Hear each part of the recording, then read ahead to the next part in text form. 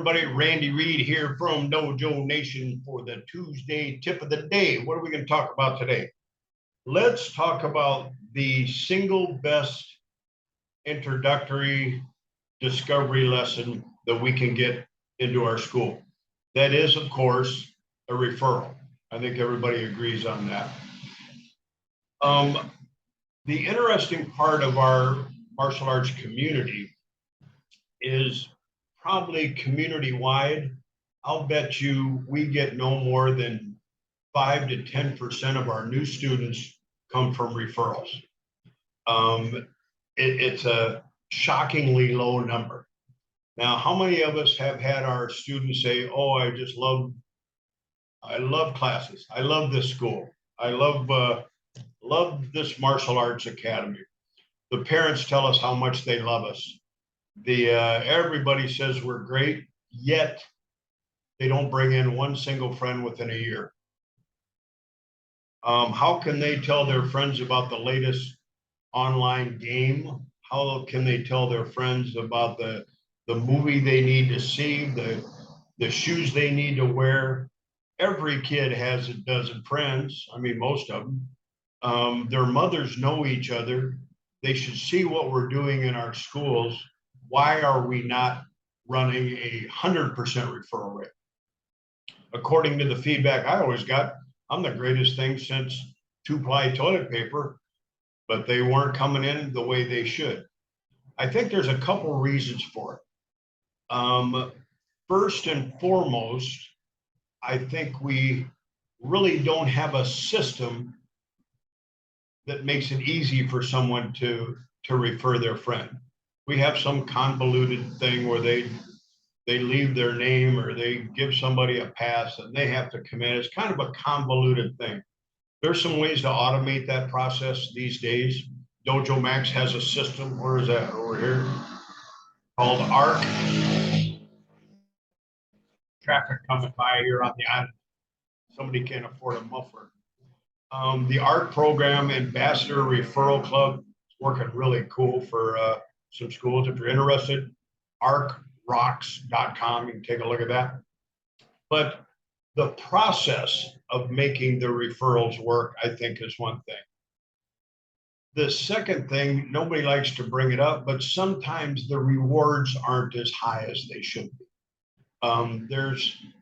It's nice to give a kid a bicycle, but if the kid's already got a bicycle, he may not want another bicycle or another Game Boy or whatever we're doing. So sometimes the rewards aren't there. And then the biggest one, the most important one, I think, is, are you referable? Grandmaster Clark always brings that up. Are you referable? What kind of program are you running? Are your classes invigorating? Are they moving the child in a direction that pleases the parents and the child? Are they pushing towards a goal? If they don't clearly understand why they're in class, what they're striving for, what the next step in the process is, that's a problem. That affects your retention. It affects the desire of the child or the parent to refer your program. I did a bunch of research a few years back, and I found out two very interesting numbers. The real successful schools, of course, had a very low attrition rate each month. Usually 3% or less of their students quit per month. Those with 3%, their referral rates were higher than the average school. The schools who had a high attrition rate, as that attrition rate went up, their referral rate went down. People aren't staying because they don't like the classes. They're not referring their friends.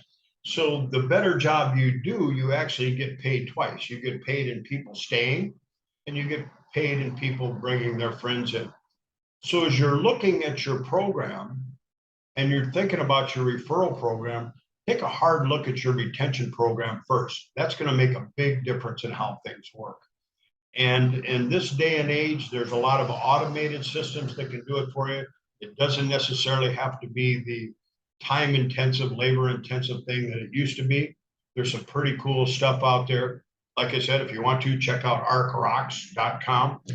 I'm not sure if I'm smart enough in my editing yet, but if I can, I'll put a little thing down here, you take a look at it. But in my estimation, I've always said that I think if parents really understood what a well-run martial arts program can do for a child, we wouldn't be able to build the schools big enough and we'd have lines down the street.